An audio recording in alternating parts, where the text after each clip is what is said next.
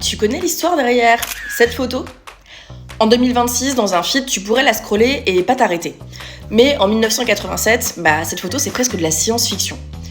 Pour info, elle est prise au Groenland, dans la baie de Disco. C'était une publicité pour Thierry Mugler. Et petit détail, sous cette mannequin, il y a plein de petites couvertures de survie qui sont pliées, qui sont cachées. C'est une vraie photo, mais c'est du vrai qui, évidemment, est un petit peu bricolé.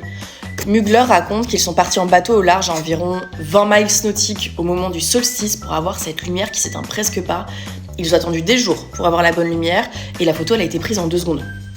À la base, c'est pas lui qui devait la prendre, c'est Helmut Newton. Mais après trop de directives de la part de Mugler, il lui aurait dit « Vas-y, fais-le toi-même ». Et c'est là que Mugler passe derrière l'objectif.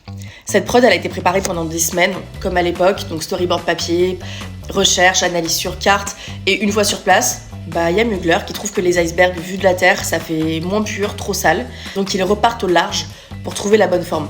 Autant vous dire qu'aujourd'hui, pour des raisons peut-être de sécurité, ne serait-ce que ça, ce serait pas aussi simple, ou même d'écologie d'ailleurs, vu qu'on n'a plus vraiment d'iceberg. Cette photo, c'est une quête, et aujourd'hui on peut la générer en quelques secondes avec de l'IA. Du coup, ça a l'air presque banal, alors qu'en 87, c'était vraiment spectaculaire, on pouvait pas tricher. Ça me fait réfléchir sur, on peut plus vraiment être impressionné par de l'image parfaite. On peut être surpris, mais vraiment sincèrement impressionné, je suis pas sûre. D'ailleurs, si on y réfléchit bien, à l'époque, là où on arrivait à se connecter sincèrement et communiquer complètement différemment, de manière plus humaine, on cherchait vraiment le spectaculaire, le merveilleux, là où aujourd'hui, on est capable de voir des choses incroyables générées par l'intelligence artificielle, et plus que jamais, on a besoin de ce retour à l'authentique.